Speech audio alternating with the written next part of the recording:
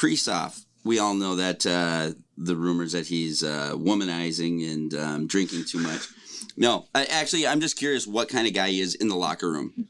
Is he truly the center of the team for years forward? Like, is he a leader in that way as well? I asked. It's like we set this up. I asked that question because I don't have a feel for it. Because you can small talk a lot of the guys. You can't small talk Kirill. He does with his teammates. We know that. He just won't small talk with us, which is cool. It's not about how you get along with the media, and I'm not ever going to say it is. But I'll get a feel when, Marcus Foligno, we knew immediately when he walked in the locker room, oh, this guy's going to be a good piece. You'd see how he interacted with the other players.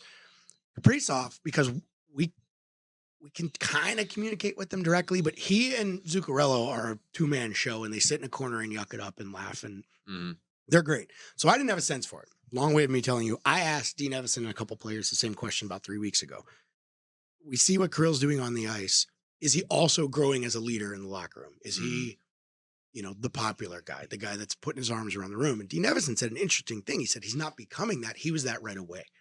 He said the only thing that stopped him at first was the language barrier. Sure. Oh, yeah. Interesting. And he still tried to do it. And as his English is getting much better, and they'll all tell you, you can see when you're talking, it happens a lot with the Twins, when a lot of the players that speak Spanish, they're real careful. They want to make sure they understand exactly what you're asking. But you see it in their eyes. They know what you're asking. Mm-hmm. You ask it, and they go, okay. And then the interpreter says it again.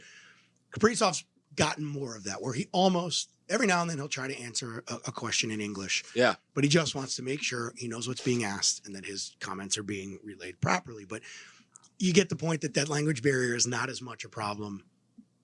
And Evanson even said it a couple of years ago. He's got you guys fooled. He knows what's going on. He's got it down. So, very long way of answering the question. I think he is far more of a leader in the room than we would think or than we see, just because it's harder to see because of the language barrier. I would agree with you wholeheartedly. I think the minute we got him, the whole organization went LeBron pretty much with Kirill. Yeah. And since then, every player that's come through has been for Kirill. Every coaching decision that it might have I don't know if maybe it got lost in the contract negotiation somewhere where maybe people were like, does he really want to be here? Whatever the case may be. But I have never gotten the slightest hint that he isn't the guy for Minnesota and that leader for them. Story about the contract negotiation that I'll remember is they get the deal done and they're trying to race back here to announce it. I don't remember the exact circumstances, but he and Billy Guerin were, let's see if I remember this correctly, driving from Miami, dropping someone off at Fort Lauderdale, which is on the way to West Palm where they were flying out. They're in the same car together and they had to drop somebody off to make this plane that they were barely going to make. And then they realized the guy they dropped off had the rental car keys in his pocket. So he calls him, was like, don't turn that car off. They had to go back to Fort Lauderdale. And Kirill's there. That doesn't happen if there's bad blood after the contract they agreed to 48 hours earlier, that they're doing this cannonball run up the east coast of Florida together. Right. And just hearing that story relieved me of thinking, well, okay, this was a contentious contract and there's going to be some embers that are going to burn. Sure.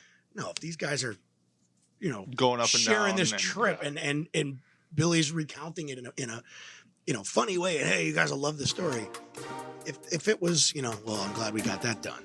That wouldn't have happened. Right. So I don't want to read too much into that story.